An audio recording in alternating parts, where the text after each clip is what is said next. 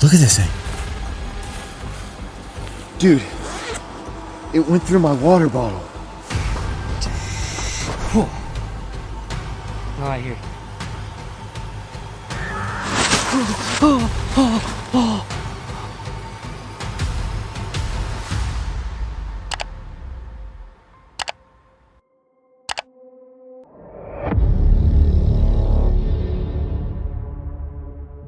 Stepping into isolated, forgotten places often awakens terrifying, unseen threats.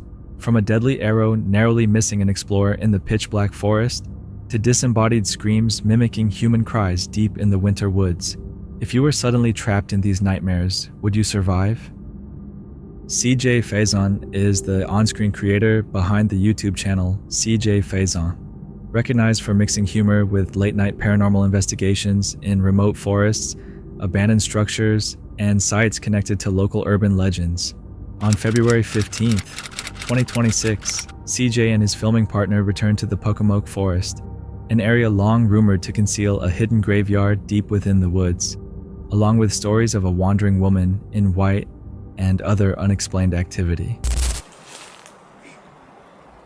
Ooh. Oh, damn, hang on. Just listen. Oh, shit. Damn it, that don't sound like somebody walking or something walking right in front of us. Watch the briar. I'll hit one around my Hey, you know what I should do? I should get the spirit talker. Oh, Did you see get the that? spirit talker out. What's that app we use again? Necrometer. Yeah. Why we always do this? Every time before we go film, what's the problem? What do we not do? Oh! What the was that? Oh, no, I can't say. Point the camera that way. That was kind of towards the truck, dude.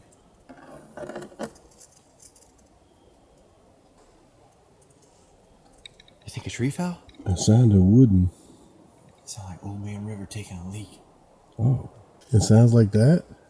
Kinda, yeah, don't You it? might want to go to the old man doctor or something. Maybe he slammed the toilet lid on it. Who knows? As they moved farther into the forest, their spontaneous nighttime exploration quickly shifted into something darker. As they continued deeper with only their flashlights cutting through the darkness, unusual and unexplained sounds echoed among the trees. The wind abruptly intensified, carrying faint rustling and movement in the underbrush just beyond the reach of their beams. No visible figure stepped from the shadows, yet the noises pressed closer, deliberate and heavy, as though someone or something was staying just outside the edge of their light.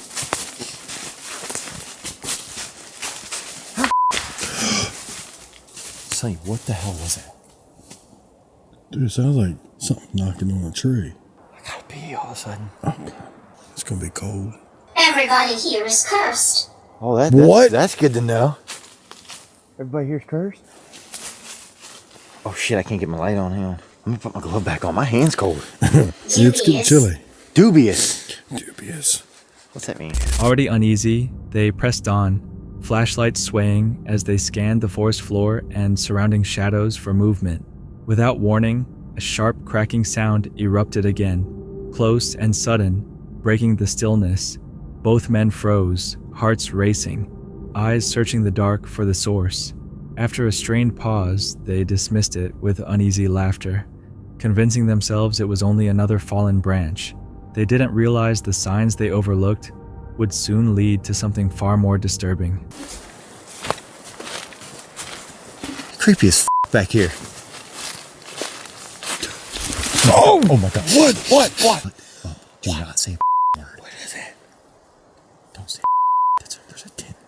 A tent? A tent. T-E-N-T. Like what somebody camps in. Oh. Just don't say please. Literally do not say a word. You saw a tent? I'm pretty sure. Unless my eyes are playing tricks on me. Look. I'm gonna turn the light really low. Oh shit. Maybe it's not. Look at this thing. Dude, that's for sure a tent. That's legit a tent. You think anybody's in it? I don't think so. A tent, partially concealed beneath tangled branches and thick underbrush, immediately sent a chill through them. The question lingered, Were they truly alone, or was someone still inside? Despite the tightening fear in their stomachs, curiosity urged them forward, pulling them closer to whatever awaited in the darkness. Nah, dude, there's leaves all over the top of this thing. Somebody just left this shit here. Oh shit! Oh my! Oh shit! Dude, I almost walked right into that. Oh, what the is that? Look, look, look! Oh, damn it! Yo, that is a machete, Look at bro. that knife. Don't touch that! Don't touch it! Look at them bitches, dude. Oh my gosh, it's like razor blades. Dude, there's a light on. There's a light on. There's a light on inside the tent. Dude, what if there's a fucking body in there? Walk. You don't want to see inside of it. Hello? Hey, we're just passing through. You need anything, like water or? As they approached, clear signs of recent activity became impossible to ignore. Arrows remained embedded in nearby trees, suggesting a vigilant presence close by. A machete lay positioned within easy reach, as if someone had stepped away only moments earlier. Disregarding the dangers surrounding them, they made a decision that would change everything.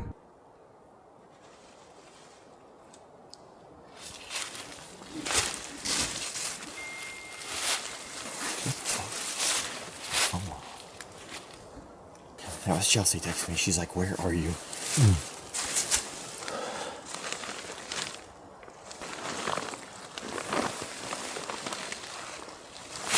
Bro, how's there a light on in there? Oh shit! Did it just fall out of the tree? Oh, damn, that was up by my head. That's what I'm saying.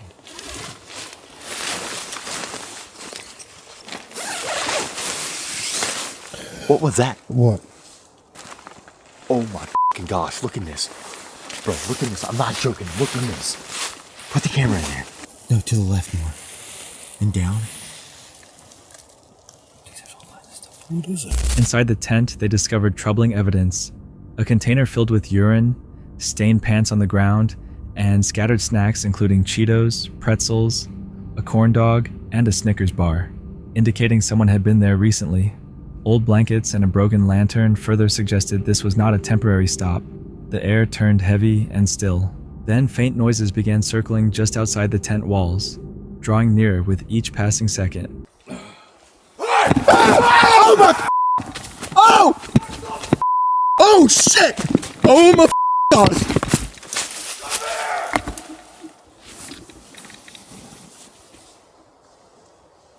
Sonny!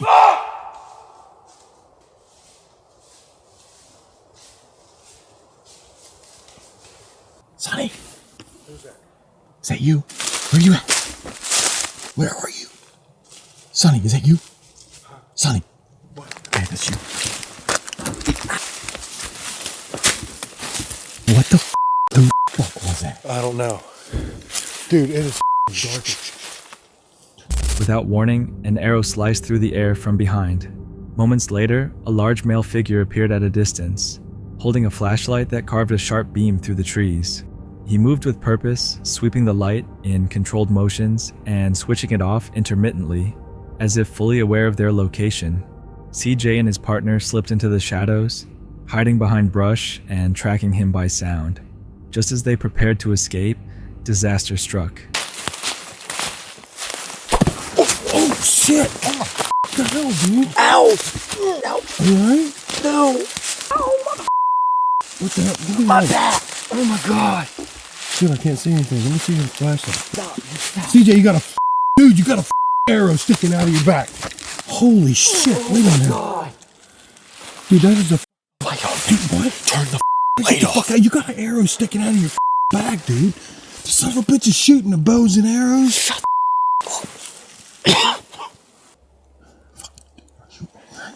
Did he really shoot me? What? Did he really shoot me? You've got a goddamn arrow sticking out of your back. Do I take my backpack off?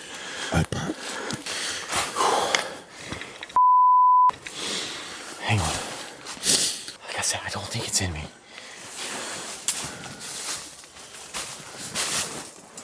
Where is it?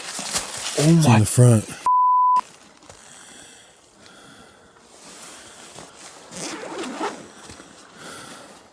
Dude, it's a damn good thing you had that on. Dude, it went through my water bottle. Look at that. Is my ass wet? Yeah, your back is wet. That would have killed me. Dude. That would have legit killed me, son. Yeah, absolutely. An impact from behind sent CJ crashing to the forest floor. An arrow had pierced his backpack, cutting through a full water bottle and lodging deep within the padding, narrowly missing his body. The arrow matched those seen earlier in the surrounding trees. The realization was immediate. They were not alone, and the person out there had been armed the entire time. The forest fell quiet, except for distant movement. CJ eventually escaped the Pocomoke forest that night, but the footage leaves lingering questions about what hides in the dark. The arrow striking the backpack was not accidental. The presence of weapons and personal belongings near the tent confirmed this was no coincidence. What makes this encounter deeply unsettling is how close the arrow came to ending his life. That thin line between survival and tragedy is chilling. If you had been there, would you have left sooner or stayed long enough to see what happened next? Beacon is a US-based urban exploration channel, recognized for investigating abandoned homes, underground tunnels, basements, and long-forgotten properties. Their content is not purely paranormal, yet their raw, unscripted style frequently captures unsettling moments, unexplained noises, strange movement, and the genuine risks that come with entering deteriorating structures. On January 14th, 2026, the team enters an abandoned observatory somewhere in the United States. What starts as a standard urban exploration gradually shifts into something far more unsettling. Billy, can I hit your wintergreen, my dude?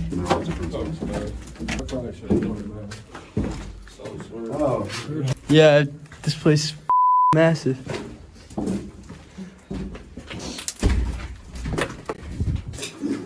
Holy shit, dude. Oh yeah, that's something, Ryan. We going in? See? I feel like we have to go in. Alright, well, let's see. You going first? Yeah, you got the better light, man. One way goes up. Keep your flashlights away from the windows, guys. Oh yeah, so see this is an old crawling granny over here. I'm not gonna crawl. Oh, you good? I'm not gonna crawl. There's a lot of different entryway points. There's a lot of different ways we can get out of here if we need to. Do it. Can I just stop for a second? What the is that? First said titties. That's a battery. Motherboard of some sort. Hold on for a second. 2 seconds. Hold on. That's the whole As they move down into the basement levels, the explorers immediately describe the layout as enormous and confusing. Boiler room-like chambers connect to tight branching corridors, and every turn appears identical. They stop often to listen and reassess. The discussion focuses on possible exit routes, entry points, and how easily someone could lose their way underground. In a place like this, the farther they go, the more the structure begins to feel like a labyrinth. Okay. Holy shit. What was that noise though? No, we're good, bro. No, but what was that noise? Was that one of you guys? No. Huh? No. Soon, something minor draws their focus. A nearby hanging object begins to sway on its own. The group instantly pauses. Flashlights fix on it. Cameras zoom closer to verify the motion. No one stands near enough to have touched it. There's no visible draft and no clear explanation. They confirm with each other, but no one takes responsibility. The atmosphere changes. Casual curiosity turns into noticeable unease. Whether the movement was natural or not remains unresolved. What was it? That gong? What was it? I haven't, dude, I've been recording for 16 minutes. Demons and shit, they like to mock the Trinity. Alright? And we were just joking about demons and all that garbage. Like the pain's almost gone. It's just on my 2 seconds. Not long afterward, heavy pounding sounds echo from somewhere close by. The noises are loud and deliberate, not the typical settling creaks of an aging building. They attempt to explain it: shifting metal, ice movement, structural strain, but none of the theories fully convince them. The mood shifts completely. Earlier humor fades, replaced by talk of negative energy. One member quietly begins praying. Frozen steps and unstable flooring slow their movement. What began as a lighthearted visit to an abandoned observatory becomes tense and uneasy. Unexplained sounds, unaccounted movement, a confusing underground design, and real physical hazards from ice and decay leave them without answers. As the atmosphere continues to decline, the team chooses not to continue deeper. They exit the property. Would you have stayed longer to search for answers, or left the moment the atmosphere changed? This encounter comes from exploring with Brad, where Brad documents his outdoor adventures camping, hiking, and exploring locations across Ontario, often connected to eerie folklore and paranormal legends. On February 19th, 2026, Brad set out on another solo trip, this time into a forest locally linked to the legend of the Blue Man, a place long associated with strange stories and an unsettling reputation. At first, the outing seemed ordinary, another quiet night planned in the wilderness surrounded only by trees and winter silence. Yet from the start there was a faint tension in the air, a subtle unease that lingered around him. What was meant to be a peaceful overnight escape would soon transform into something far more disturbing, leading Brad to a chilling realization that in the wilderness, you are never truly alone. But this place is basically plagued by this phenomenon known as the Blue Man. And get this party started. So let's go, guys. So we're going in. So today I got 2 Dollarama tarps today and some string. This forest has always given me nightmares as a little kid. And nobody really knows. Nobody really knows for sure if it exists, this phenomenon and stuff. It's definitely something that's worth looking into. Oh, nice. Somebody left a walking stick. Now there's that. We see some tracks here. That's definitely an animal. Or creature of some kind. Those are quite big, too. Look at that. Maybe a deer? I don't know. So that's just a person or a snowmobile or sled or something like that. I accidentally put the light in my eyes. That wasn't fun, was it? Okay, we're going to... Whew. Oh, I heard it again, but I heard like movement, like there was running. And like a bird-like creature. Like it sounds like some sort of... like basically a raptor bird. That's what that sounded like. I heard that running though. I don't know if the camera picked it up or not. Coming from over here. Okay, I'll go down. While continuing deeper into the woods, a sudden hissing or snarling noise disrupted the silence. It sounded animal-like, but unfamiliar. He sensed movement again, though nothing distinct was recorded. Assuming it was wildlife, Brad dismissed the disturbance and proceeded to his campsite. After arriving, he completed his shelter setup, intentionally leaving a small opening at the top. Just show you the opening because I have to go in the snow to kind of show it, but a few walls up. Obviously if it rains I'm out of luck because I left an opening at the top, but I kind of wanted that and stuff, so. Once camp was prepared, he gathered firewood and built a small fire. For some time, nothing unusual occurred. The forest remained quiet, almost unnaturally still. Eventually, fatigue from the day overtook him. He lay down inside his tent and drifted off to sleep, leaving his spirit talker device operating beside him. Later in the middle of the night, he was abruptly awakened. We were butchered with our stomachs empty. Pieces of my body scattered. Will you help me find them?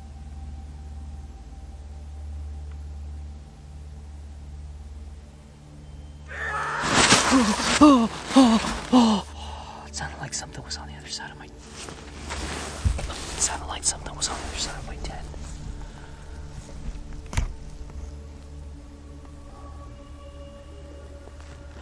That scared the hell out of me. There's something out there.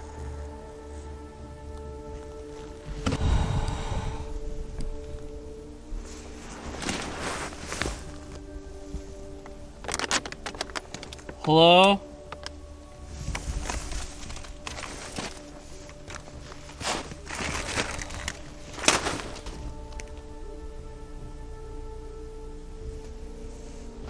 Loud knocking sounds echoed outside the tent, followed by softer tapping. Then a sharp, piercing scream shattered the calm of the forest. The sound seemed human rather than animal and instantly jolted him fully awake. Fear surged as he tried to process what had happened. He looked outside but saw no one and nothing that could explain the scream. Remaining alert, he scanned the area around his tent and noticed something strange. Small wooden egg-shaped objects positioned near the corner of his campsite. The sight intensified his fear. And I found this outside my tent. They look like little wooden eggs. I can't stay here. There's something out there.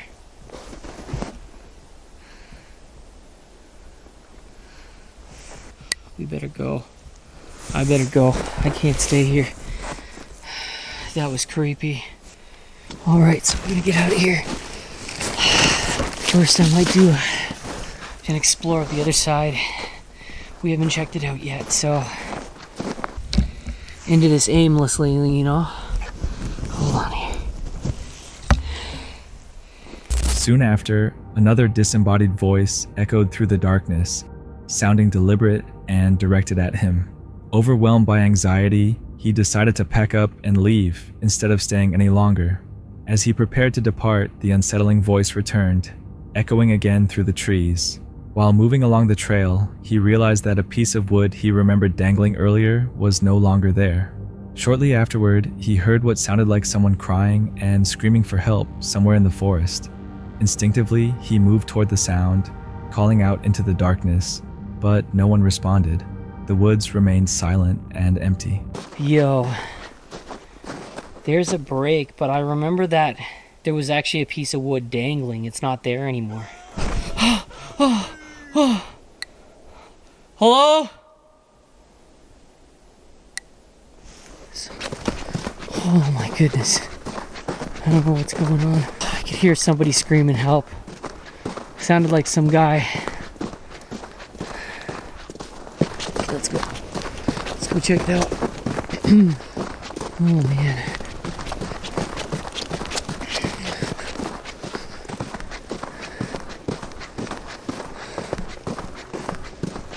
Hello?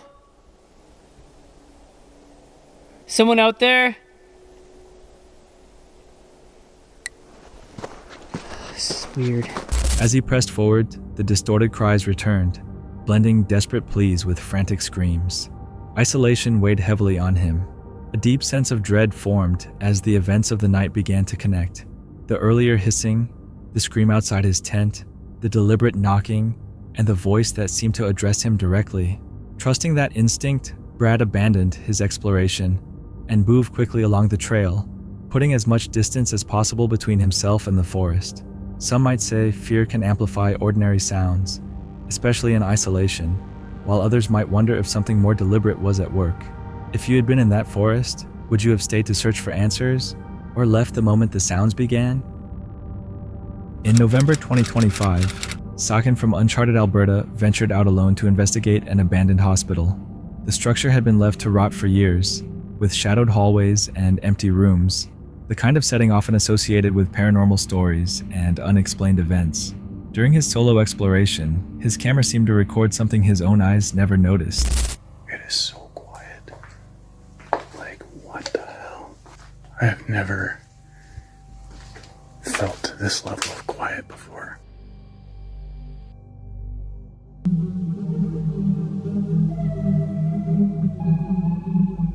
That's so creepy. I feel like I definitely shouldn't be here by myself. It's like a church. It feels like a church. Anyway, I don't know. I guess churches were in hospitals sometimes. Maybe the older ones. Oh man. This is creepy. This is like a confession. No way. No fucking way. This is literally a fucking confession. What is that? What was that? I didn't see that in person.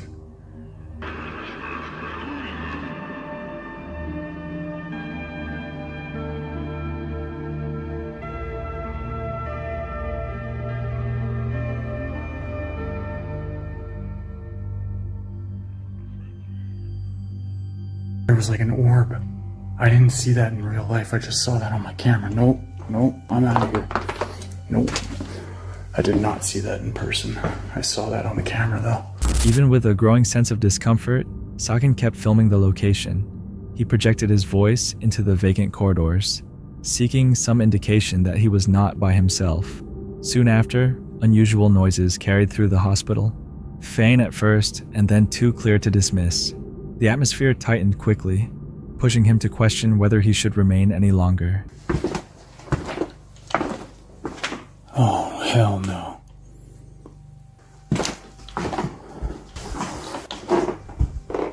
I fucking just heard something. Hello? Yeah, no, I'm fucking out of here. Nope. That is definitely the creepiest fucking room in this whole fucking house.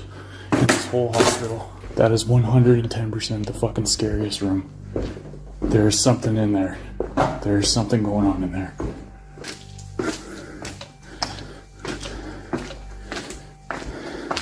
Oh man.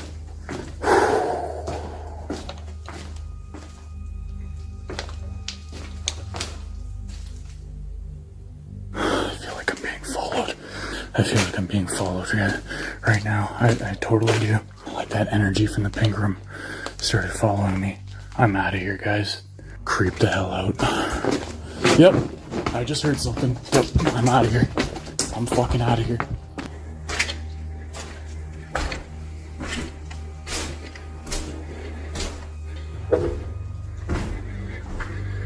I am not afraid. I am not afraid. Okay, before we go up there, I want to go into the courtyard because there's a window. I'm not afraid.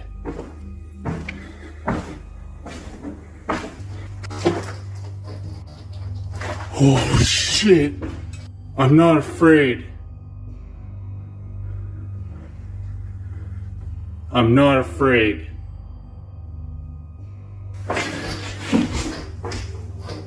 Oh no. I'm not afraid. Hello?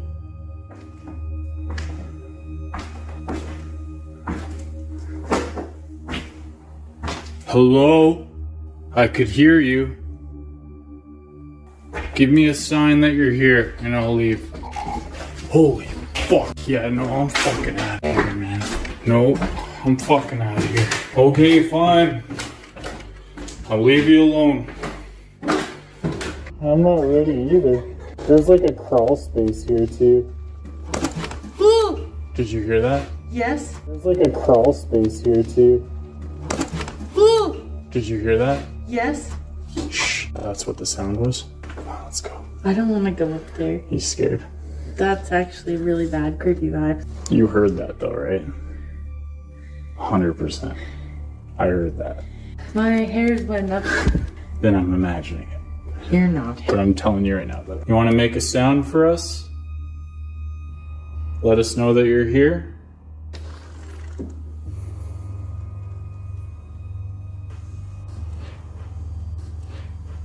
While going back over the footage, Sakin reached an unsettling conclusion.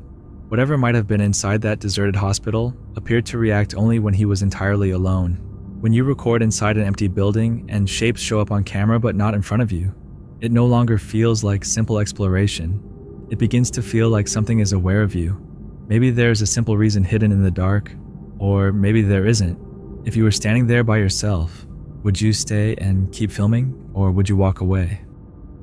The unsettling clip comes from Paranormal Investigations, a UK-based solo paranormal exploration channel that focuses on abandoned and historic locations. It is January 13th, 2026, on the grounds of Stanley Hall, Delville Hall, a rural estate in the United Kingdom. Which has some good reviews, just so I've got a couple more of those, another one of those. Like I say, another one down here just at the entrance. And again, EMF, which never goes off. Even if I hold my GoPro next to it, it never seems to go off. And if I hold my mobile next to it, it never seems to go off. Which kind of, oh, it's going off when I hold it next to the GoPro. That's pretty good. But it doesn't go off when I hold it next to my phone. So yeah, that's the setup. I might get the REM pod out. Sorry, the spirit box. I'm not anticipating a great deal of activity, paranormal activity here. It's just really nice to be out among all this snow, a little bit of woodland, crisp night, very cold, and yeah, very nice to be out. It's getting nice and dark, and I'll give another update shortly. The investigator arrives at the snow-covered grounds. As darkness settles in, he sets up basic equipment, including a REM pod, an EMF meter, and cat balls around the rear of the hall and near the entrance. Without warning, the REM pod gives a single beep. There's no visible movement or environmental trigger. The investigator calmly asks if anyone is present, directing the question toward any former residents of the hall. But the equipment stays silent after that first activation. The police, they must have saw me here because there's a police helicopter overhead and they're out doing something. The helicopter flew overhead, bear in mind I'm in the middle of nowhere here. And it stopped overhead for a moment. The silence is suddenly broken by the sound of a police helicopter hovering overhead while patrol cars move nearby. The investigator notes how unusual the disturbance feels in such a remote place and continues, cautiously aware that the atmosphere around him has shifted. Is anyone with me tonight at the hall who would like to make contact?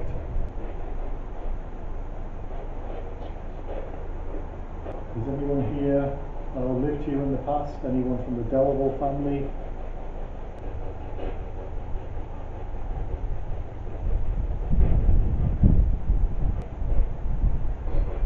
Is anyone that lived in this area here that would like to say something or make a sign, show that you were here? If anyone from the Delville family or any of the people that lived here would like to tell me your name, would you like to say hello?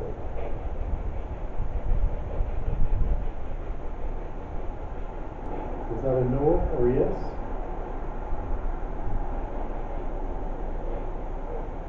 So nobody is here from the Delville family or anybody else that would like to say hello?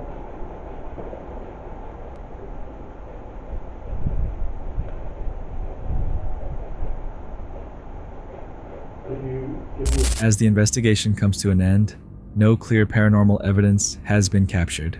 Reflecting on the night, the investigator explains that despite the brief REM pod activation, the police interruption, and the faint spirit box audio, the experience still felt worthwhile.